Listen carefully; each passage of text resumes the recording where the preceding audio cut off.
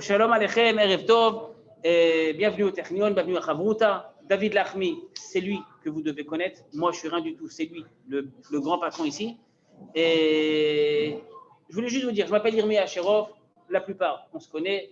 Vous deux, on ne se connaît pas, mais la plupart, on se connaît. Et le but du shiur, le premier shiur, c'est un shiur on va parler de sujets, de tout ce que vous voulez. Tant que c'est lié à la Torah, bien sûr, d'une manière ou d'une autre. Mais c'est open. Vous avez des suggestions, Bessimcha. Moi, je suis open à tout. Le deuxième shiur après, vous allez être mis en Chavrutot. Vous êtes mis en Chavrutot. Il y aura pour les garçons, pour les filles. Et voilà, Besachakol Zéo. Si vous avez des sujets à me soumettre, Bessimcha Rabba, vous avez ceux qui sont dans le groupe, vous avez mon numéro de téléphone. Et aujourd'hui, on va parler d'un sujet un peu particulier. C'est un sujet qui me tient à cœur parce que ça fait des années que je pense à ça. Je n'ai pas franchi le pas, hein. Baruch Hashem, je suis encore normal. D'accord ? Mais j'y pense. On va dire que j'y pense. D'accord ? Est-ce qu'il y a quelqu'un ici qui est végétarien/végétalien ? On a des gens comme ça qui sont en trip vegan. Personne ? Vous mangez tous de la viande, de la volaille, du poulet, des poissons, des œufs ? Je suis végétarien, mais non pratiquant. On va parler de quelque chose, Bémet, c'est un peu particulier. Est-ce que selon vous, il y a un idéal, selon la Torah, est-ce qu'il y a un idéal d'être végétarien ou végétalien ? Vous allez me dire, qu'est-ce que je raconte ? Quel rapport avec la Torah ? Quel rapport avec la halakha ? Quel rapport avec le judaïsme ? C'est très lié, ne vous inquiétez pas, c'est lié. Est-ce qu'il y a un idéal d'être végétarien ? Quelqu'un a une preuve, quelqu'un a un kivoun à nous donner, une direction à nous donner ? Présente-toi. Doron. Non.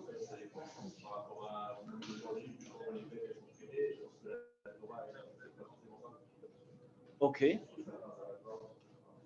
La Torah autorise la shrita. Bien sûr, mais par exemple, j'ai fait un reportage sur les vaches laitières. Alors, ils obligent à tenir plus longtemps. Ok. Et ça fait des souffrances pour les vaches. On va en parler un petit peu, le tsar Balechaim, la souffrance des Balechaim. Ok, j'entends. C'est que dans la Torah, il y a écrit les règles de cache-route, la viande, etc. Donc ça veut dire qu'on va y manger. D'accord. Moi, je suis d'accord avec toi. De base, je suis d'accord avec toi. Oui, je la connais, Sharon. Elle n'est pas nouvelle au show. Oui, Timothy. Moi, je dirais que par rapport à l'époque de Noah, justement, quand il a fait l'arche, c'était pour séparer tout le monde parce qu'il y avait des gens qui mangeaient n'importe quoi. Et justement, il les a séparés pour éviter. Donc, l'idéal serait ça de ne pas manger. Il y a fait. On va commencer par ce que tu dis, toi. Ça m'intéresse. D'accord ? Shalom, tu es. Non, toi, demoiselle. Oui ? Ayelet, d'accord. Bienvenue au Shiur Ayet. Nouvelle au Technion ? Ouais. D'accord, Brouchaba. Et venons, on fait un petit topo historique. Adam Arishon est créé le 6e jour de la création. Jusque-là, aucun hidouche, n'est-ce pas ? Il reçoit 2 mitzvot. 2 mitzvot. Seulement 2. C'est pas énorme, seulement 2. Une positive et une négative. La positive, c'est quoi ? C'est quoi la positive ?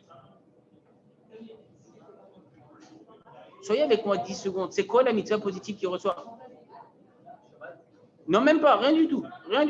2 mitzvot. Le jour même où il est créé, Mikol ha'etz hagan achol tochel. Mange de tout. Mange, mon fils, mange. Hachem, il nous dit, tu vois tous les arbres que j'ai mis à ta disposition, open bar, prends ce que tu veux. En shum akbala. C'est pas limité. Attention, ça c'est la mitzvah positive. Mange. Et c'est une mitzvah de manger. Il y a une mitzvah négative. C'est quoi la mitzvah négative ? Ume'etz hadat tovara lo tochal. Etz hadat aso. 2 mitzvot. Pourquoi j'insiste ? Je ne dis pas qu'il y a une mitzvah de ne pas manger là. Il y a une mitzvah de manger. Bémet, il y a une mitzvah de manger. Qu'est-ce qu'on a autorisé à Adam Arishon à manger ? Uniquement des fruits. Si vous voulez des légumes. Zucchini. C'est tout. Adam Arishon ne peut pas manger plus que ça. Adam Arishon était végétalien. Je n'ai même pas dit végétarien, j'ai dit végétalien. En hébreu, ça se dit Tzimchoni, c'est végétarien, et Tivoni, c'est végétalien. Les œufs, il ne les mangeait pas. On arrive à la génération de Noach. Noach, qu'est-ce qui se passe ?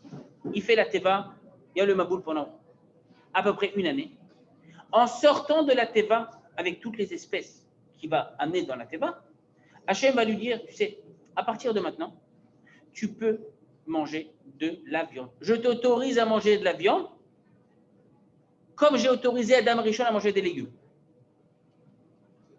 C'est le frère de Samélie? Ah, c'est en personne. Eh, mais c'est du... Heureusement qu'il y a les masques de couleurs différentes. C'est quoi, fais-moi plaisir, viens toujours avec un masque rouge. Et toi, mets un masque bleu, sinon je vais m'embrouiller. Oh là là, copier. Non, enfin bon, je ne vais pas être méchant, mais Samélie, il a mangé un peu plus de viande que toi. On parle justement de manger de la viande. On manger de la viande. Noach, on l'autorise à manger de la viande. Noach. Pourquoi on autorise Noach à manger de la viande? Rashi nous dit d'une manière simple, parce que Noach s'est occupé des bêtes pendant près d'un an dans la Teva. Vakasha, tu veux, mange. Quelque part, d'autres commentateurs, notamment le Ramban, ils disent que c'est une faiblesse. Autoriser l'homme à manger de la viande, c'est une faiblesse. Rappelez-vous, Adam Rishon, entre guillemets, l'homme parfait avant la faute, ne mangeait pas de viande. Je n'ai pas dit ça pour que maintenant on change de régime. Je n'ai pas dit ça du tout. On reste végétal carnivore et on mange de la viande, d'accord? Et il y a des cas où c'est une mitzvah de manger de la viande. Aujourd'hui, il y a des cas où c'est une mitzvah de manger de la viande. Quand, par exemple, c'est une mitzvah de manger de la viande? Shabbat, Yom Tov. Comment? Yom Tov, Chagim, Oto Davar. Et à l'époque du Korban Pesach, on offrait un Korban, l'agneau pascal, donc c'était mamage de la viande, c'était de l'agneau. Qui n'aime pas l'agneau? L'agneau grillé, c'est super bon. Enfin bon, après c'est les goûts et les couleurs, mais c'est bon. Quelqu'un qui emmenait un Korban Shlamim. Korban Shlamim, c'est un Korban particulier où il y avait 3 parties. Une partie pour le Kohen, une partie pour le Misber, l'autel, et une partie pour celui qui amenait le Korban. Et il devait rentrer avec un doggy bag et manger le Korban. Alors, je n'ai pas dit, une seconde, je préfère tout de suite spoiler la fin. On continuera à manger de la viande. On continue à manger de la viande. À moins que toi, tu ne manges pas de viande. Tu es végétarienne? Ah. On est un groupe de cannibales, quoi. On peut se... Moi, je suis le premier. Moi, j'ai la faiblesse de ne pas manger de fromage. Donc, il faut bien compenser avec autre chose. Mais quelque part, je me suis mis à réfléchir. Ça fait des années que je pense à ça. Et ça fait des années que ce texte qu'on va étudier, il y a exactement 16 pages. D'accord? 16 pages. On fait à peu près une page par demi-heure. Donc, vous savez quand est-ce qu'on termine le chiot. Il y a un article qui a été écrit il y a à peu près un siècle, un peu plus d'un siècle, par le Rav Kook en personne. Le Rav Kook, ce n'est pas seulement sioniste, Israël, et venu en Israël, et c'est Médinat Israël. Non, c'est aussi quelqu'un de Halacha. Et il écrit un article sur ça, un article long de 16 pages, qui nous dit une seconde. Manger de la viande aujourd'hui, ne serait-ce pas une faiblesse? Ne serait-ce pas une faiblesse que de manger de la viande? Et le Rav Kook, je commence par le début, il nous dit la chose suivante. Déjà, il y a plusieurs problèmes. Ce que tu nous as dit, Doron, il y a un problème de Tsahar Balechaïm. On n'a jamais fait de chiour là-dessus. Peut-être qu'on fera un chiour à l'occasion. On a parlé une fois de faire un chiour, d'adopter des chiens ou d'avoir des animaux de compagnie à la maison. Tsahar Balechaïm, c'est faire du mal à un animal. Et quand je dis un animal, peu importe l'animal, cachère ou pas cachère, ça change strictement rien. Faire du mal à un animal, c'est une interdiction d'après la majorité des poskim, une interdiction qui est minatora. Faire du mal à un animal. C'est quoi faire du mal à un animal? C'est faire du mal stable, pour rien. C'est pour rien. Il y a des fourmis par terre. Tu peux les contourner et tu peux marcher dessus. Pourquoi marcher dessus? Davka. Pourquoi exprès? Faire du mal à un animal, écoutez bien. Et là, c'est un peu plus délicat. On a très souvent, et il y en a certains qui sont nouveaux en Israël, avec la chaleur en Israël, en été, il y a plein de moustiques. Les moustiques, c'est pas top pour les moustiques, les mouches, c'est pas kiffant. Mais même, c'est pas kiffant. Est-ce que j'ai le droit de prendre un moustique et de le tuer? Bah, je ne suis pas un barbare, il m'embête. Qui dit oui? Pourquoi tu dis oui? Non. On est sorti du Maroc, Baruch Hashem. Non, Bémet. Pourquoi je peux le tuer? Il est hématique, il me dérange, il m'embête.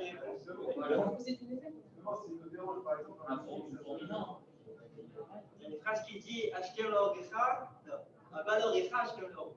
oui. Viens d'abord, on se présente, ça dit que viens, on fait connaissance tranquillement. Je t'aurais même invité à prendre un café avec moi. Nous, comment tu t'appelles? Emmanuel comment? Comment? Kotler. C'est de Tunis même. C'est d'accord. Première année, nouveau. Ouais, ouais. Baruch Haba. Et à part le garage, il ne va pas me tuer le moustique. Il ne va pas me tuer. Même avec la mouche qui est plus embêtante, elle ne va pas me tuer. Quelqu'un voulait dire quelque chose là-bas? J'ai pas. Il y a des moustiques qui sont très dangereux. Je suis d'accord. Faire du mal à un animal, stam. Et quand je dis stam, c'est il y a un chat dans la rue. Et les chats en général ont peur des êtres humains. Juste tu lui fais bouh et il s'en va, assourd. Assourd. Il y a même qui diront que j'ai fait un issour de la Torah. Faire du mal à un animal. Alors tu me dis, si c'est comme ça, si c'est le point de départ, alors faire la shrita, je ne sais pas si vous avez déjà assisté à une shrita en live ou en vidéo, mais faire une shrita, ce n'est pas le truc le plus soft qui existe. Faire une shrita, c'est, je ne vais pas dire barbare, mais il faut avoir un certain tempérament. Pas tout le monde ici pour être chochet. John, je ne te vois pas trop chochet. Chirurgien à la rigueur, chochet, non. Il faut prendre un bœuf, une vache, ce n'est pas un lopachou. Quelque part, il y a un problème de faire du mal à un animal. Deuxième problème qu'il pourrait y avoir, de manger de la viande. Encore une fois, à la Khalémassi, on mange de la viande, Shabbat, Yom Tov, Seoudat Mitzvah, on mange de la viande. Quel? On est d'accord que la chita, c'était exprès justement pour éviter ça. Bah oh, que si déjà tu dois tuer la bête, tue-la de la manière la plus douce. Mais c'est sûr que tuer une bête par shrita, je suis d'accord avec toi que c'est moins grave que tuer une bête à coup de pistolet, bien que tu sais, ça fait aujourd'hui la une des journaux en Europe. Certains pays d'Europe, que je ne vais pas citer, veulent interdire l'abattage rituel, la shrita. Pourquoi? 200 ans? Aïe, aïe, aïe, vous galérez à trouver de la viande. Voilà. Parce que les Suisses, ils disent, ah, c'est pas joli. C'est pas joli. Alors oui, Ayelet, je suis d'accord que si tu fais la shrita, c'est moins pire, mais tu tues quand même une bête. Alors, qui me dit que j'ai le droit de tuer une bête? Je pose une question qui est une question rhétorique. Je n'ai pas le droit de tuer un être humain. Je vais tuer un être humain. On s'imagine un truc totalement fou. Mais le masque, Bakasha, Emmanuel. Et on s'imagine, toi aussi. C'est pas pour moi. C'est pas pour moi. C'est un, parce qu'on est filmé. Et de deux, après. Vous savez que nous, à la Yeshiva, on a une ségoula pour avoir des malades de la corona. Ils font exprès de se trouver dans les chiours où moi je me trouve pour me faire rentrer en bidou. Misra d'Abrut, ils savent qui je suis. Je les appelle direct. Encore bidou, encore bidou. Les bidoudim. Et lorsqu'on regarde dans la Torah, on regarde dans la Torah, on voit que quelque part, manger de la viande, c'est une faiblesse. Où est-ce que je suis? Je suis dans la paracha de Ré. La Torah nous dit la chose suivante. Quand tu seras loin du Beth Amikdash, écoutez bien ce que je dis, quand tu seras loin du Beth Amikdash, de quel cas on parle? Quand le peuple juif rentre en Israël. Et chacun va s'installer. Il y en a qui vont aller jusqu'à Haïfa, il y en a qui vont aller jusqu'à Naharia, il y en a qui vont aller jusqu'à Elat. Beth Amikdash ila Yerushalayim. À l'époque où ils étaient dans le désert, pendant 40 années, ils ont mangé de la viande. Bien sûr qu'ils ont mangé de la viande. Mais attention, c'était de la viande particulière. Ils mangeaient de la viande seulement si elle était offerte partiellement en tant que korban. Tu as amené un korban, une partie pour Hachem, une partie pour le Kohen et une partie pour le propriétaire de Gibag. Et même cette partie-là, il y avait des halachot, comment la manger et où la manger et quand la manger. L'opachou. C'est pas tu te fais livrer un repas chez toi à la maison, je dis livrer parce qu'aujourd'hui il n'y a plus de resto. Allez, ma shalom. Tu te fais livrer le menu dégustation, tu prends tout. Non, non, non. Il y avait comment manger et où manger. À Yerushalayim, enfin, Yerushalayim, non, à l'intérieur du Mishkan. C'est pas évident. Et la Torah nous dit, tu sais, tu vas rentrer en Israël, tu vas habiter loin du Beth Amikdash. Ça ne va pas être possible, concrètement possible, d'apporter un korban à chaque fois que tu as envie de manger de la viande. Tu as envie de manger de la viande, tu ne vas pas pouvoir amener un korban à chaque fois. Mais c'est compliqué. Tu imagines? J'ai envie de me faire un burger bar, pas de façon, un burger. Je dois aller jusqu'au Beth Amikdash. Non, c'est impossible. Shabbat et Yom Tov, comment je fais? J'amène Korban Shabbat, Yom Tov, Erev Shabbat, Erev Yom Tov. C'est compliqué. La Torah nous dit la chose suivante. La Torah nous dit Ki te'ave nafshecha le'echol basar. Quand tu seras loin, en te'ave nafshecha, ton âme aura envie. Ton âme aura envie de viande. La Torah dit je t'autorise à manger de la viande. Ah, je t'autorise. Je pourrais même dire ça avec des mots un peu moins gentils. Je tolère que tu manges de la viande. Si je lis entre les lignes, quoi, une seconde. C'est bien ou c'est pas bien? J'ai le droit ou j'ai pas le droit? Mais va dire que tu as le droit. Il y a la chod de Shrita. Bassar Bechalav. La Torah m'interdit Bassar Bechalav. Je ne sais pas, personne n'en a parlé, mais si la Torah m'interdit Bassar Bechalav en même temps, c'est-à-dire que Bassar tout seul, Chalav tout seul, je peux. Le problème, c'est en même temps. La viande, il n'y a aucun problème. Oui, mais la Torah considère la viande comme quelque part, ça fait du mal aux animaux. Et qui me dit que j'ai le droit de les tuer pour ça? On a parlé de Tsar Balechaim. Alors, je ne suis pas convaincu. Je ne suis pas convaincu qu'un moustique qui me dérange, je peux le tuer. Je ne suis pas convaincu à 100%. Moi, j'ai quelqu'un qui m'a dit, il y a quelques temps, il n'habite pas à Haïfa, il habite dans des régions un peu plus montagneuses du pays. Il me dit, chez lui à la maison, il y a des souris. Il habite dans un yishuv, il y a des souris, mamache, qui rentrent dans la maison. Il m'a dit, je dois acheter un piège. Quel piège leur mettre? Il y a des pièges qui tuent les souris. Toujours, il y a du poison pour les souris. Il m'a dit, qu'est-ce qui est mieux selon la halakha? Sa femme, elle m'a dit après, qu'il prenait les souris. Il prenait un couteau, il faisait caramba, encore raté. Il plantait les souris. C'est pas ça, elle te dérange, la souris, un rat, une souris, tout ce que tu veux. Vada, il sort là de la maison. Qui te dit que tu as le droit de la tuer?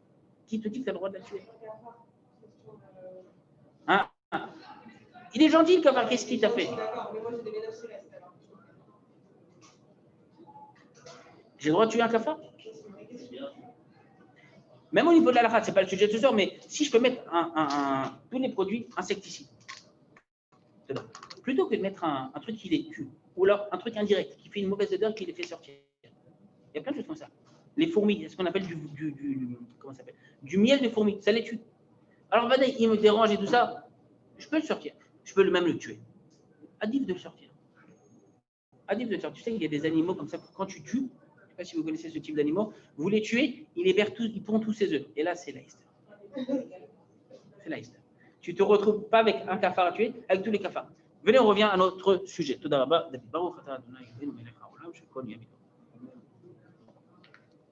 Maintenant, qu'est-ce qu'on a dit jusqu'à présent? Adam Rishon ne pouvait pas manger de la viande. Il pouvait manger tout ce qu'il voulait, sauf la viande. D'accord? Deuxième point qu'on a dit, la Torah a ce qu'on appelle Bassar Ta'ava, c'est le nom. Te'ave nafshecha, t'as envie de manger la viande. C'est vrai que c'est bien de manger de la viande. Enfin, c'est bien. C'est une histoire de goût, mais c'est plus. Vous imaginez un truc. Un repas qui est un repas pas Shabbat, pas Yom Tov. Mais un repas on va dire un repas qui est important. Il y a une Khatouna en novembre. Enfin, mars. Mars, c'est le nouveau novembre aujourd'hui, t'inquiète. Tu imagines, on fait un repas bio, un repas genre quinoa et soja? Non. Je n'ai pas dit que ça n'existait pas, mais aujourd'hui, quelque chose de, on va dire, de festif, si tu veux, bien joué, ben, c'est plus festif, c'est plus kavod, mais c'est plus merouvat si tu mets quelque chose de, tu veux faire un repas bio et tout, bah, rien. Et je viendrai quand même. C'est-à-dire, mais ne me compte pas de mana. Pourquoi? Parce que c'est plus merouvat. Quelqu'un a dit tout à l'heure, je ne sais pas, je crois que c'est toi ou toi. Ayala, tout. Rappelle-moi ton prénom. Comment? Eva.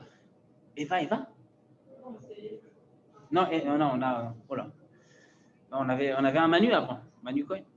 Et quelqu'un m'a dit d'ailleurs, Shabbat, on est obligé de manger de la viande. Obligé, c'est peut-être un mot qui est un peu fort. Mais si quelqu'un aime la viande, Shabbat, on doit kiffer ce qu'on mange. Tu kiffes la viande, mange de la viande. Tu kiffes le fromage, mange le fromage. Tu kiffes du poisson, mange du poisson. On peut manger. Yom Tov, c'est simcha. Et là, les définitions sont beaucoup plus simples. En simcha, ela bebassar veyain, nous disent les chachamim. Simcha, c'est quoi? De la viande et du vin. Bon, le vin, je vous fais confiance. D'accord? Même bassar veyain. Donc, premier point, je n'ai pas dit qu'il faut changer les habitudes alimentaires. J'ai juste dit que, venez, on regarde le monde qui a été créé par Akadosh Baruch Hu avec plusieurs madrigotes, madrigotes. On va laisser madrigotes. Paliers, plusieurs étapes. Le monde se divise en 4 catégories. En 5, mais 4 catégories pour nous. La première catégorie, c'est le monde qui est minéral. Le monde minéral, il n'y a aucun problème que l'homme utilise les minéraux. La pierre, la roche, il n'y a aucun problème. Le deuxième monde, c'est le monde qui est végétal. Les fruits et légumes, c'est dans le monde végétal. Akadosh Baruch Hu nous autorise à se servir du monde végétal, mais attention, ça aussi. Alors, je n'ai pas dit que ça s'appelle tsar, ba'alei chaim, parce que ce n'est pas chai dans le sens animal du terme, mais juste enlever quelque chose d'un arbre. Déraciner un arbre, juste pour le plaisir. Lui couper une branche, juste pour le kiff. C'est pas sûr que c'est moutar. Je veux dire plus que ça, c'est même assourd. Dans certains cas, ça s'appelle bal tashrit. L'autre tashrit et ça, même en temps de guerre, tu vas avoir un arbre, juste décimer cet arbre juste pour le kiff. Non. On raconte une histoire sur le Rav Kook, qui ne pouvait pas cueillir ne serait-ce que des fleurs. Si j'en ai besoin, je peux les cueillir. D'accord, il n'y a aucun problème. Si j'ai besoin d'une pomme, je peux aller la cueillir. Mais juste comme ça pour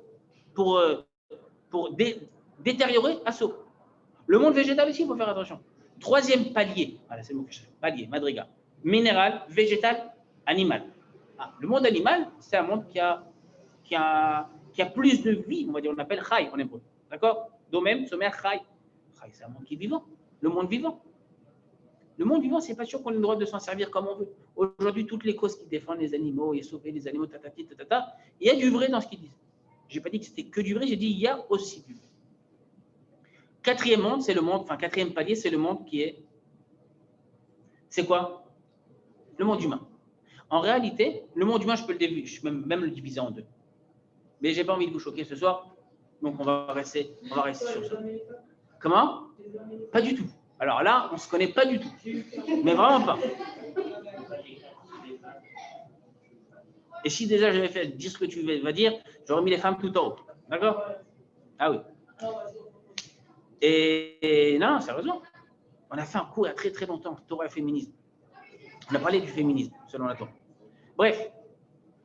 Alors pourquoi Hachem a autorisé Noach à manger des animaux? Pourquoi? Pour quelle raison? Pour quelle raison? On a dit, Rachid nous dit, tu t'es occupé des animaux, bon allez, c'est ta récompense, tu peux les manger. Encore une fois, les espèces qui sont cachées. Emmanuel, je t'écoute. C'est lié au service des animaux. Alors que les animaux sont à notre service. Non, dans la Teva, pendant cette année où il y avait le Maboul, Noach devait s'occuper, et c'est quelque part, c'était le tikkun de Noach, mais ce n'est pas le sujet de ce soir, de s'occuper des autres, même s'il s'agissait d'animaux. Quelque part, Noach, son tikkun, c'est un tzaddik, mais c'est un tzaddik un peu perso. Il pense à soi. Il pense à lui. Je me dis, pendant un an, tu vas penser aux autres. Ah, il y a qui d'autre? Il y avait sa femme et ses enfants. Non, naturellement, quelqu'un pense à sa femme et ses enfants. Pense aux animaux. Donne-leur à manger. C'est quelque part pour pallier le manque de tzidkout vis-à-vis d'autres personnes.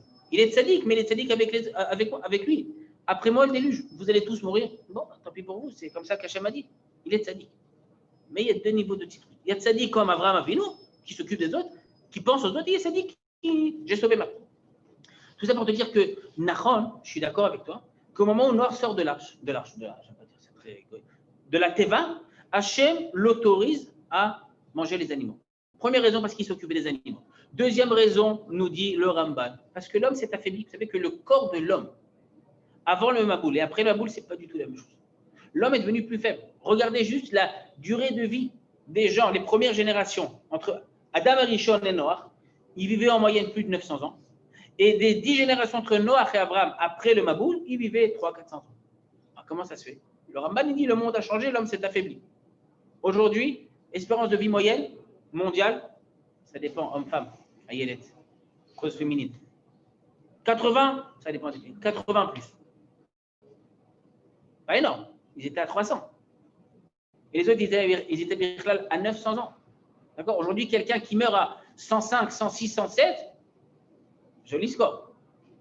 L'homme s'est affaibli, nous dit le Ramban. Troisième raison, c'est la raison que je veux développer avec vous. Pourquoi Akadosh Baruch Hu a permis à Noach de manger les animaux? Écoutez bien ce que je veux dire. Prenez-le avec. Vous êtes adulte, vous êtes grand, juste ne prenez pas. Je ne veux pas le dire de manière dure, mais il y a une façon de se comporter chez l'homme qui peut être parfois animal. Dans la chassidoute, notamment la chassidoute rabbate, mais pas que, on dit que l'homme a deux âmes. Alors ne prenez pas deux âmes dans le sens schizophrène du terme, mais l'homme a deux âmes, deux penchants si vous voulez. Un penchant plus spirituel et un penchant plus matériel qu'on va appeler nefesh behemite. Il y a en l'homme un côté bestial. Pas encore une fois, pas dans le sens péjoratif du terme, mais quand l'homme a très faim, il mange. Quand l'homme a envie de dormir, il dort. Quand je dis l'homme, c'est avec un gros H. Les femmes sont incluses. Non, parce que sinon, humain. On a nefesh Nefesh Elaït et Nefesh Behemit. On a en nous une Nefesh Behemit. À l'époque du Maboul, quel était le comportement des gens sur Terre, des êtres humains sur Terre? Vous savez comment ils se comportaient, le Maboul? C'est pas super. Le Maboul, c'était la débauche. Entre autres, la débauche sexuelle, mais pas que. C'est on fait ce qu'on veut, quand on veut. On n'a pas de limite. En bataille. Limitless. Les gens, il y a des gens comme ça qui n'aiment pas avoir de limite. No limit. Il y a des gens qui aiment, bichlal, ne pas avoir de structure, de misgueret. On n'aime pas être délimité. On n'aime pas être délimité. Dehors à Maboul, si tu fais ce que tu veux, quand tu veux, avec qui tu veux, tu dois rendre compte à personne. Il n'y a pas de limite. Quand je dis de limite, qu'est-ce qu'ils nous disent les Chachamim? Les Chachamim nous disent deux problèmes. Le problème de tout ce qui est débauche sexuelle et le problème de Gezel, le vol. C'est le même dénominateur commun. C'est quoi Gezel? Je m'attribue quelque chose qui ne m'appartient pas. Il n'y a pas de limite. Ce qui est à moi est à toi, ce qui est à toi est à moi. Tout est méourbav, tout est mélangé. C'est la même notion. Ce sont des gens qui n'ont pas de limite. Il y a quelque chose de bien dans ça, parce que c'est des gens qui font avancer le monde, mais quand c'est mal canalisé, ça peut amener jusqu'au Maboul. Ça, c'est la génération du Maboul. Il y a un Midrash, prenez-le encore une fois avec des pincettes, qui dit qu'à l'époque de Noah, à l'époque du Maboul, les gens avaient des relations avec... Bon, ça va vous choquer. Ça va vous choquer. Je vais pas... En plus, il y a des gens qui ne sont pas majeurs. Les hommes avaient des relations avec des hommes. Ah, ça choque personne. 2020, ça y est, c'est... Bah oui, ça va, il ne faut pas être homophobe. Des femmes avec des femmes. Heureusement, ça va. LGTB. Il y avait des gens qui avaient des relations avec des animaux. Ah non, pas les animaux.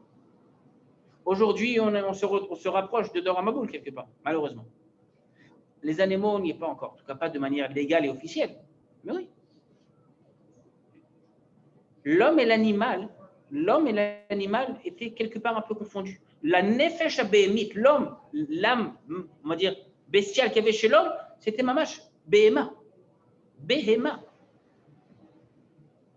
Les animaux, d'ailleurs, eux-mêmes, n'étaient pas tous fidèles. Ils n'étaient pas fidèles. À part une variété d'animaux qui étaient plus ou moins fidèles, qui est resté fidèle d'ailleurs, les autres animaux se permettaient des aventures extra-conjugales. Extra-conjugales. Même les animaux, ils ne s'accouplaient pas entre eux. Faites attention, si vous avez lu la paracha. Ce n'est pas chaud sur la paracha, mais juste pour comprendre certaines notions. On parle d'animaux, ish veishto, l'homme et sa femme. Il n'y a pas de relation conjugale dans le sens homme et femme chez les animaux. Il y a zachar et nekeva, masculin et féminin. On dit que même les animaux ne s'accouplaient pas entre eux. Des espèces un petit peu bizarres. Peut-être qu'il y a eu des dinosaures, je ne sais pas. Ça, c'est la dégradation du monde. Noah, quand il sort de la Teva, Hachem, tu sais, viens, on va marquer, on va différencier, on va mettre des gvulot. Gvulot, c'est bon le mot gvulot? On met des gvulot. Il y a l'homme et il y a l'animal. Dans la Teva elle-même, il y avait 3 levels. En bas, c'était tout ce qui était poubelle. Milieu, animaux. Level d'en haut, penthouse, c'était les êtres humains. Être humain, animal. Animaux, être humain. L'oli tarbeb. Ne pas se mélanger. Adam Rishon, il n'avait pas ce problème. Il savait très bien quelle était on va dire, sa supériorité, pas dans le sens égoïste du terme, mais oui, il était supérieur à l'animal. Adam n'avait pas ce problème. Noach, il avait ce problème. C'est pour ça que Noach, à l'époque de Noach, Hachem, lorsque un nouveau monde va naître après le Maboul, Hachem dit, à partir de maintenant, tu peux manger des animaux. Tu peux manger des animaux pour comprendre une chose, que si tu ne manges pas des animaux, ben quelque part, tu peux te mettre au même niveau que les animaux. Au même niveau que les animaux. On nous dit, les Chachamim du Moussar, ils nous disent, quand un homme succombe à ses pulsions animales, il devient vraiment presque comme un animal. Ce n'est pas un animal, il reste un être humain, bien sûr. D'accord, mais il devient comme un animal. C'est un comportement bestial. C'est une raison.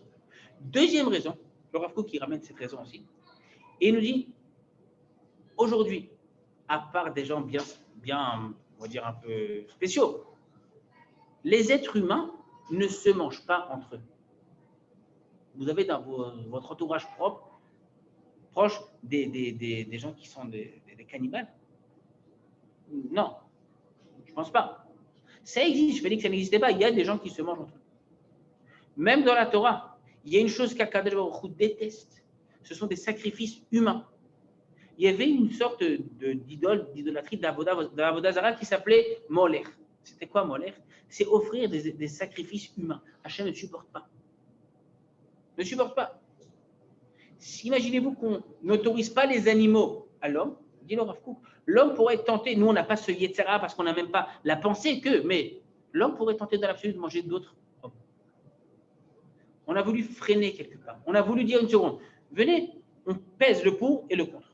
Si on autorise à l'homme de manger de la viande, alors il y a certains défauts. Notamment le fait que l'homme se sent supérieur à l'animal, il peut utiliser l'animal pour toute chose que ce n'est pas forcément autorisé. On a dit tsar balechaim, c'est interdit selon la Torah. Donc il y a quand même des plus et des minus et des inconvénients. Si on interdit les animaux à l'homme, qu'est-ce qui va se passer? L'homme risque de se considérer comme un animal.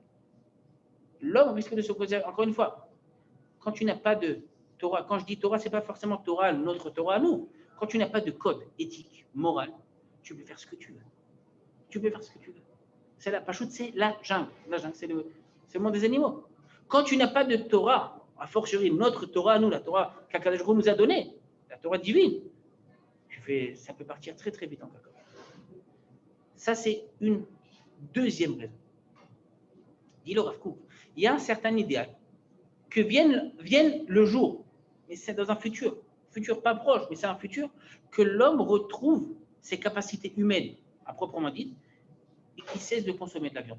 En attendant, vous me posez la question, on mange de la viande, on ne mange pas de la viande? On mange de la viande, sans problème. Mais il y a ce qu'on appelle un chazon, une utopie de redevenir végétarien. Je n'ai pas parlé de végétalien, mais j'ai dit au moins végétarien. C'est une utopie. Quand j'ai une utopie, ce n'est pas quelque chose qui n'arrivera pas. Ça arrivera, mais pas maintenant. Ça arrivera, mais pas maintenant. Quand est-ce que ça arrivera? Ça arrivera vers la fin des temps. On nous dit qu'à la fin des temps, l'homme retrouvera le niveau spirituel qu'avait Adam Arishon avant la faute. C'est un niveau duquel on est très loin. On ne va pas se voiler la face. On est très loin de ce niveau spirituel. On n'y est pas. On n'y est pas du tout. Mais oui, quand on aura atteint ce niveau, alors oui, on ne sera pas au stade où il faut manger de la viande. On ne mangera pas de viande. En attendant, on doit manger de la viande. Pour deux choses. Un, pour éviter de consommer des êtres humains. Bon, ça, je ne pense pas qu'on ait un grand Yetzirah là-dessus, enfin, des gens normaux. Et de deux, pour comprendre qu'il y a une différence entre l'âme humaine et l'âme animale. Il y a deux types. Le monde qu'Hachem a créé, c'est un monde qui est bien créé si on suit les gvoulotes. Toute chose doit être dans sa catégorie. Les Chachamim nous disent dans les Pirkei Avot, tu n'as pas de chose sur terre qui n'a pas sa place. Si tu trouves qu'une chose est inutile, c'est qu'a priori, elle n'est pas à sa place. Exemple, vous voyez ce qu'il y a sur la table? Le yad du Sefer Torah. Vous allez dire, on n'a pas besoin. À quoi ça sert? Viens, on le jette. Tout à l'heure, demain, après-demain, on sort le Sefer Torah. Jeudi matin, il où le yad? On l'a jeté. Non, ne jette pas les choses. Utilise-les dans leur makom, dans leur endroit qui leur est propre. C'est pareil aussi pour les êtres humains. Tu n'as pas quelqu'un sur terre qui n'a pas son heure de gloire. Chacun son moment. Alors on a tous des hauts et des bas dans la vie. Le monde est ainsi fait. Il y a des épreuves, tout ce que vous voulez. On est dans les parachutes d'Avraham Avinu, on parle d'épreuves, de 10 épreuves. On a tous nos 10 épreuves dans la vie. D'accord? Mais on a tous aussi nos moments de gloire. On a nos moments de gloire. Différencier l'homme de l'animal. Aujourd'hui, dans le monde général, pas dans le monde juif, mais bien que des fois dans le monde juif, il y a certaines choses qui sont parfois erronées. On risque parfois de considérer les animaux comme des êtres humains. Encore une fois, il y a du respect à avoir pour les animaux. Et pas seulement pour les animaux, même pour les végétaux, même pour les minéraux. Détruire le monde qu'Hachem a créé, Stam, c'est interdit. C'est interdit. Mais attention, il y a des niveaux. Il y a des niveaux. Ne pas essayer de tout mélanger. Quand tu mélanges tout, ça donne quelque chose, c'est comme un orchestre, d'accord, avec plusieurs instruments de musique, sans chef d'orchestre. Tout devient, c'est une cacophonie, ça fait mal aux oreilles, c'est pas beau, c'est pas mélodieux. Quand tu sais respecter les paliers, quand tu sais respecter les catégories, on est nous dans la catégorie humaine. Et je vous ai dit qu'il y a même une 5e catégorie. C'est la catégorie où il y a Ayelet et ses amis. IES, pas IS. Il y a une 5e catégorie. Ce n'est pas cette catégorie-là, c'est une autre catégorie. Et nous, on en fait partie. Et quand je dis nous, c'est nous tous. Nous tous. On en fait partie. C'est de Fini, c'est quoi la catégorie? Ah, les juifs, les autres. Moi, j'ai rien dit. Moi, tu veux déjà être raciste le premier cours. Alors là, Yoni, je t'en prends. Ça va? Ça fait plaisir de te voir. Et ça, c'est une première partie. En contrepartie, on a dit que ne pas différencier les hommes des animaux. Aujourd'hui, c'est la phrase que je disais, encore une fois, je l'ai dit avec la manière la plus soft qui soit. Il y a des fois des gens qui considèrent les animaux comme des êtres humains. Vraiment, mais quand je dis vraiment, c'est vraiment. Moi, j'aime bien les animaux, mais je ne suis pas fou. On ne fait pas aux animaux ce qu'on fait à des êtres humains. Aujourd'hui, en Europe, aux États-Unis, des salons de beauté pour les chiens. Bah oui. Et du prêt-à-porter haute couture, made in Milano, pour les chats. Bah oui. Et pourquoi eux, ils n'auraient pas le droit à ça? Et des lunettes de soleil et tout ça. Et des fois même, ils mangent des choses aussi bonnes que l'homme. Moi, on m'a toujours dit quand j'étais petit, on ne donne pas du caviar à un cochon. Mais bien sûr, caviar, cacha. Caviar, c'est pas cacha, bien sûr, mais l'homme, j'en ai. On ne donne pas quelque chose. Ça, il y a l'homme et il y a l'animal. En général, je n'ai pas dit tout le temps, mais ça peut aussi donner naissance à un phénomène inverse. Si on traite les animaux comme des êtres humains, il y a deux problèmes. Un, c'est-à-dire qu'il n'y a pas de différence. Tout est pareil. On est tous pareils. Il n'y a plus de différence. Vous êtes d'accord avec moi, les filles, qu'il y a une différence entre les femmes et les hommes sur Terre? Eva? Quoi, ouais. Tu n'as pas l'air convaincu. Oui, mais maintenant, il y a une différence entre. Il y a des choses que des femmes peuvent faire, des hommes ne peuvent pas faire. On n'est pas multitasking. Il y a des choses que des hommes peuvent faire, des femmes ne peuvent pas faire. Hachem, c'est comme ça qu'il a créé. Il a créé le monde végétal, il a créé le monde animal, il a créé le monde humain, il a créé des hommes, il a créé les femmes. Il a créé le Ham Israël, il a créé les autres nations. Pas meilleur, c'est pas le point, c'est pas la Nekoda. La Nekoda, c'est il y a des différences. Il y a ce qu'on appelle des Havdalot.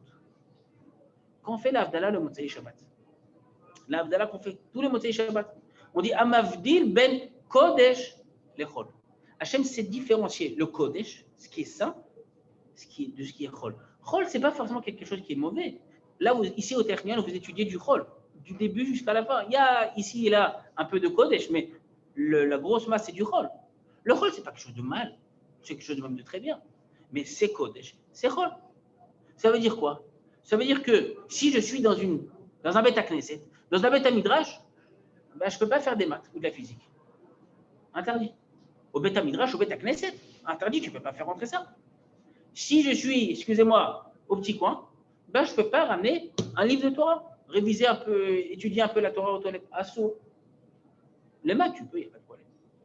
Il y a une différence, ben Kodesh, lechol, ben or, lechosher, entre la lumière et l'obscurité, le jour et la nuit. Ce n'est pas la même chose. On a besoin du jour et on a besoin de la nuit. Ben Israël, l'armim, entre le Ham Israël et les autres peuples. On est différents. On n'a pas le même rôle sur Terre. Peu importe. Maintenant, quel est notre rôle? Je ne suis pas là pour définir le rôle. Ben Sheshet Yemama, c'est les 6 jours de la semaine. Du Shabbat. Shabbat, ce n'est pas un jour comme les autres. C'est Shabbat. Tous les jours de la semaine en hébreu sont numérotés. Rishon, Sheni, Shlishi. Shabbat, c'est Shabbat. On n'appelle pas Yom HaShvi. C'est le 7e jour, mais c'est Shabbat. C'est un jour qui est différent. On fait Kiddush. C'est un jour de sainteté, c'est un jour de Bdusha. On a dit que si on traite les hommes et les animaux de la même manière, alors premièrement, d'un point de vue sexuel, on peut s'accoupler ensemble, il n'y a aucun problème. Toute la zoophilie. Et de deux, ça risque des fois d'alterner notre comportement vis-à-vis des êtres humains, vis-à-vis d'autres êtres humains. Ça m'arrive des fois de voir des gens qui ont des animaux domestiques. Encore une fois, on avait fait un chiot il y a, je ne sais pas c'était quand. C'était à ton époque sur les chiens? C'était à ton époque. Est-ce qu'on peut avoir un chien selon la halakha? C'est moutard, c'est assour, on en avait parlé. Disons que c'est moutard. Disons que c'est moutard. Comment les gens des fois traitent leurs animaux? Venez voir papa, venez voir maman, venez les enfants. Une fois j'ai entendu une femme qui disait venez les enfants. Je ne représente pas, j'ai dit les enfants. Je me suis dit elle a des enfants, c'est bien. Tu vois 3 petits chiens. C'est les enfants. Venez les loulous. C'est pas tes loulous. Enfin, je ne sais pas c'est quoi le mot loulou chez toi, mais ça peut aussi amener à quelque chose d'encore plus grave. Tu traites les animaux comme des traites les chiens comme des êtres humains, tu risques aussi parfois, pas toujours, je ne généralise pas, mais de traiter les êtres humains comme des chiens. C'est la même chose, Maïbdé, il n'y a pas de différence.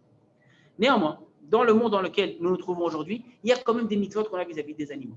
On doit les respecter. Quand on fait la shrita, tu ne choisis pas la manière la plus barbare de faire la shrita. Alors nous, aujourd'hui, ça nous paraît un petit peu bizarre. D'accord, shrita, c'est... N'insistez pas à une shrita. Si vous êtes sensible, n'insistez pas. D'accord, il y a beaucoup de temps. Il y a beaucoup de temps. Ça nous paraît barbare. Parce qu'on ne comprend pas pourquoi ce n'est pas barbare.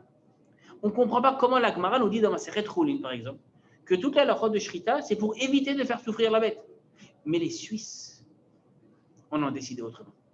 Ils ont dit, vous êtes des barbares. De la même façon que, tu sais, je ne veux pas dire ça méchamment, mais viendra un jour où ils diront, on ne peut plus faire la Brit Mila. C'est trop barbare. C'est vrai. Vous imaginez des bêtes. Vous imaginez des... Il n'y a pas de papa ici, ou de maman. Un enfant, il vient de naître, il a 8 jours. Miskel, un petit garçon. Pourquoi tu lui fais du mal? Aujourd'hui, il y a un nouveau mouvement. Des gens qui sont très développés. Ils disent, mais laisse l'enfant décider. Pourquoi tu veux, toi, lui faire la Brit Mila? Laisse-le décider. Il arrive à un âge, un stade de maturité. Il veut être circoncis. Mais va cacher. Il ne veut pas être circoncis. Laisse-le décider. Pourquoi tu lui ça? Et en plus, il est bébé, il a super mal. Et en plus, c'est archaïque. Le moine, il vient, il absorbe le sang comme ça. C'est pas beau. Vous comprenez bien que je dis ça de manière cynique. Mais oui, si tu regardes les choses de manière rationnelle, de manière cartésienne, pourquoi faire la Brit Mila? C'est une énorme mitzvah Brit Mila, et j'ai fait exprès de prendre cet exemple-là, paracha de la semaine Lech Lecha. Avraham Avinu, c'est lui qui a reçu la mitzvah de Brit Mila. Lorsqu'il y a une Brit Mila, notre ami David, le Rakaz, il a eu un garçon il y a quelques semaines. Vous pouvez lui dire Mazal Tov d'ailleurs, ça lui fera plaisir. Quand on fait la Brit Mila, on fait une bracha spéciale. Le père de l'enfant qui ne fait pas la Brit Mila, il fait la bracha, en plus de chez Rianou, bien sûr, il fait la bracha, Leachniso bivrito chez Avraham Avinu. On le fait rentrer dans l'alliance avec Avraham Avinu. C'est une Brit Kodesh. Laisse l'enfant décider. Et encore une fois, tout ça, ça vient du fait qu'on ne comprend pas. Et nous, on ne comprend pas. L'Agmara, elle vient nous dire, la Shrita, c'est un mode de on va dire, comment ça s'appelle? On va dire ça comment? D'abattage, merci. Qui est relativement bien. D'ailleurs, si tu verras un petit peu le kavod, pourtant c'est une bête et elle est morte. Une bête qui est taref ou qui est nevela, on ne peut pas la manger. Il y a du kavod. On doit avoir du kavod. Mais encore une fois, pas au même stade que les êtres humains. On doit avoir du kavod pour tout le monde, pour chaque chose sur Terre, même des objets. Stable, détruire des choses, c'est interdit. Mais il y a des niveaux. Le kavod que j'aurai pour toi, il est beaucoup plus grand que le kavod que j'aurai pour un objet. Pour ce verre en plastique. Je ne vais pas le jeter stam comme ça, je le mettrai à la poubelle. Mais ce n'est pas la même chose, c'est logique. Il y a d'autres mitzvot qu'on a aujourd'hui avec les animaux. La Gemara dit d'ailleurs, puisqu'on parlait de manger de la viande, la Gemara dit que quelqu'un qui a un ma'aretz, quelqu'un qui est ignorant en Torah, il ne peut pas manger de la viande. Bon, ce n'est pas marqué, ce n'est pas été tranché dans le Shulchan Aruch, mais la Gemara dit dans ma Masechet Psachim, un ma'aretz asur lechol basar. Manger de la viande, c'est quelque part, tu risques de tomber au stade de la viande. Si tu es quelqu'un d'élevé, alors tu ne vas pas tomber au stade de la viande. Bien au contraire, tu vas élever la viande. Un truc tout bête. Quand tu manges, en général, tu as très faim, tu manges. Non, tu ne te ramasses pas la nourriture, tu élèves la nourriture. En mangeant bien, tu élèves la nourriture. Tu manges de la viande, il y a un risque. La viande, pourquoi? C'est un côté très matériel. Si tu sais élever la chose, c'est parfait. Le korban, c'est la meilleure élévation. Qu'est-ce qu'on a aujourd'hui encore comme mitzvot qui concerne les animaux? On a l'interdiction de mélanger le lait et la viande. Alors, je ne rentre pas, Rabotai, ne me posez pas cette question, je ne rentre pas dans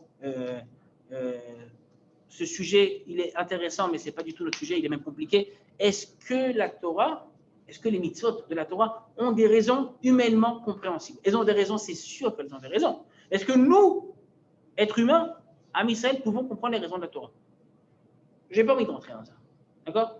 Mais certains diront, certains commentateurs du Chumash diront, c'est quoi le concept de Bassar Bechalaf?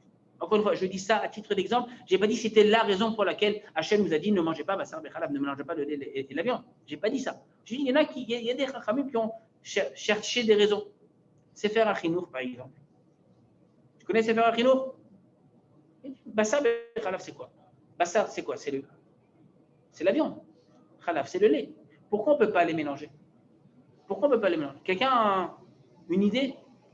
Déjà, c'est pas marqué, c'est pas dit qu'on n'a pas le droit de manger le lait et la viande. D'accord. C'est marqué du guide, le bazar, et autres, deux choses différentes. Ah ben non. Donc, Ce que tu dis, déjà, comment dire, déjà une parenthèse que les familles sont dites pour ne pas. non, là, tu n'as pas raison. Tu vois, tu avais presque raison, mais non, non. La Gemara, elle dit, c'est rétrolin d'Afkouf Yudalef. Il y a marqué 3 fois loté vachel, loté vachel, loté vachel. Il y a marqué loté vachel. Pourquoi 3 fois? Une fois pour interdire le bichoul, la cuisson de bassar bechalab, même si je ne le mange pas. Par exemple, et ça on en avait parlé des milliers de fois, on en a parlé, pas avec toi, mais dans d'autres circonstances, je travaille dans un restaurant pas cachère. Je suis juif, je travaille dans un restaurant pas cachère. Déjà, c'est un peu compliqué comme situation. Et il me demande de préparer bassar bechalab. Pas pour moi, pour des non-juifs. Je n'ai pas le droit. Assour de l'évachel, bassar bechalab. Assour. Deuxième fois où c'est marqué, pour nous interdire la consommation, achila.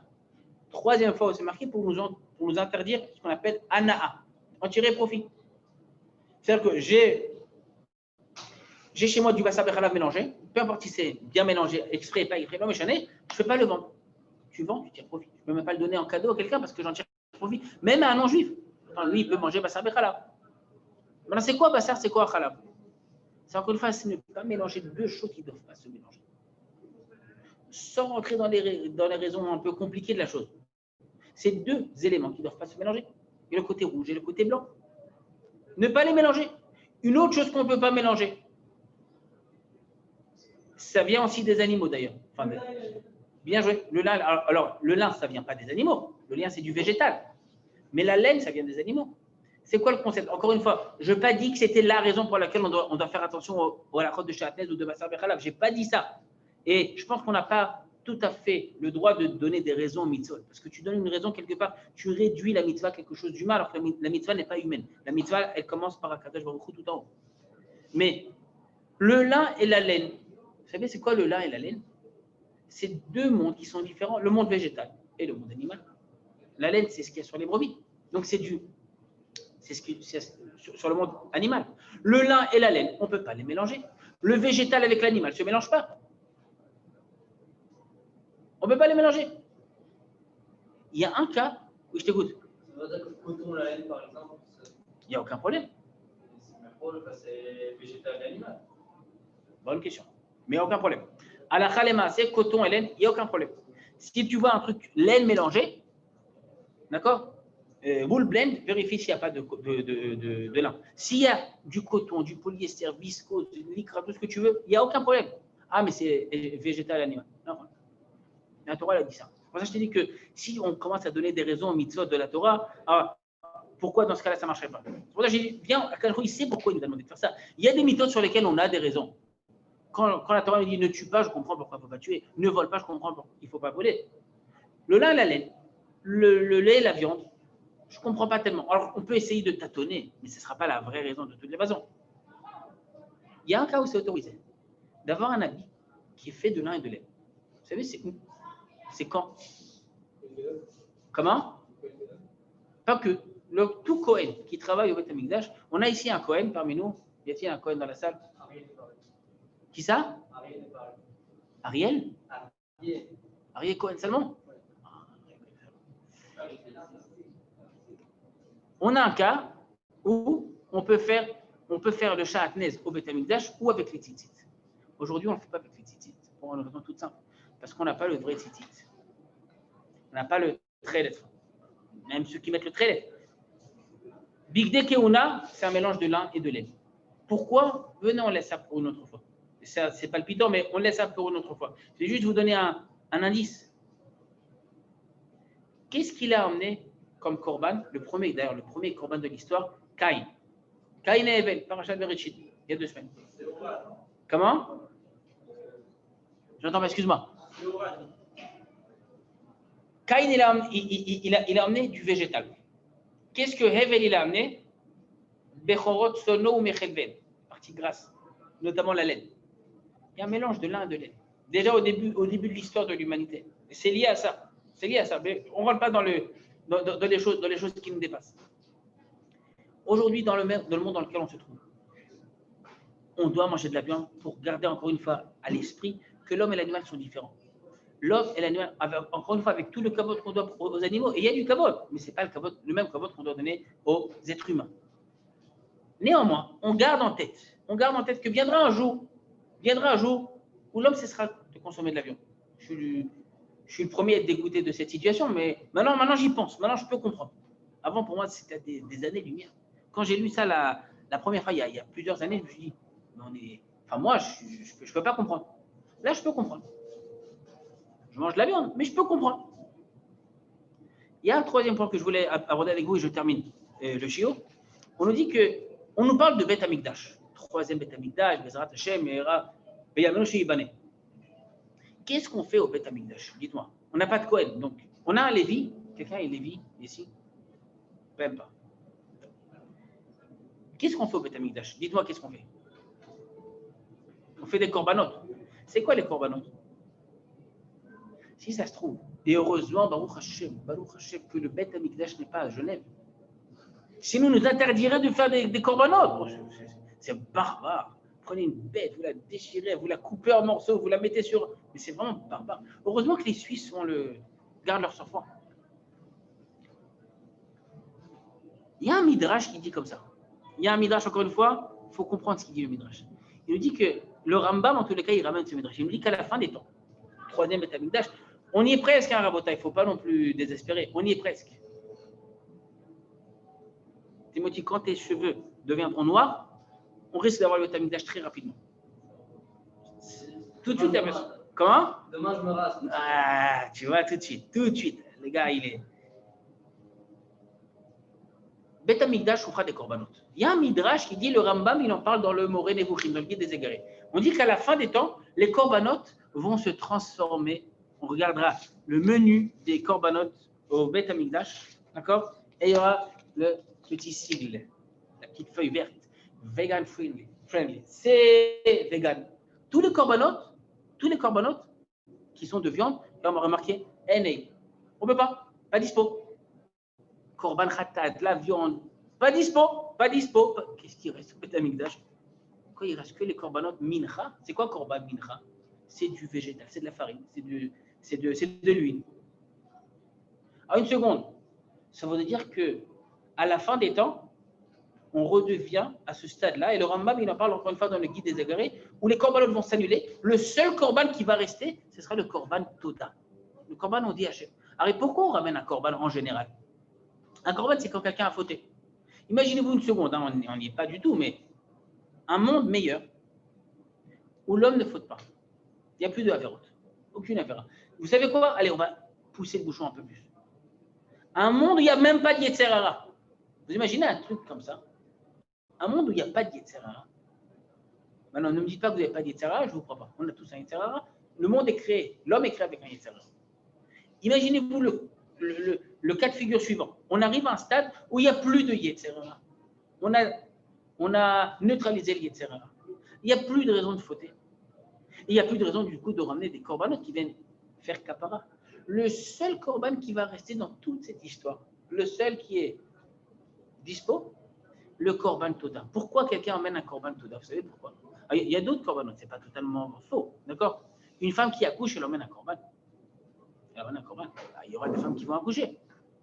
Mais même le korban de la femme qui accouche, c'est une signification de Hoda'a, de dire Toda. On dira toujours Toda. Un korban Toda, vous savez de quoi il est fait? Il est fait, encore une fois, un mélange, mais je ne veux pas en parler, de Chametz et de Matzah. Tous les korbanot qui sont végétaux au Beth Amikdash, ils sont kasher les Pessah. Avec le tampon de la Rabbanout. Kashla pour les intimes. Tout est kasher les Pessah. Bichlal, au Beth Amikdash, on était en mode kasher les Pessah quasiment toute l'année. À part pour un type de korban. Le korban Toda. Un mélange de Chametz et de Matzah. Bizarre. Le seul korban qui va rester, c'est le korban Toda. C'est quoi le korban Toda? C'est de dire merci à Kadosh Baruch Hu. Alors oui, qu'est-ce qu'on retient de ce shiur? Qu'est-ce qu'on peut prendre de ce shiur pour nous? Manger de la viande, bevadai qu'on mange de la viande. C'est une mitzvah de manger de la viande. Shabbat, Yom Tov, Seudat mitzvah, Khatuna, Brit Mila, Pidyon Abel, Siyum Aseret, l'homme chané. C'est une mitzvah, bevadai. Et il y a plein de halachot, Bassar Bechalab, on nous parle de Bassar. Mais manger de la viande, en gardant à l'esprit qu'on est différent de la bête, qu'on est humain, qu'on a quelque chose de plus élevé. Et si on garde ça à l'esprit, on peut comprendre que l'homme et l'être humain, que l'homme et l'animal sont deux entités différentes. Je t'écoute, Jonathan. Si on a dit que c'est une faiblesse, est-ce que les gens qui sont végétariens, ils sont mieux, ils jouent mieux? Très bonne question.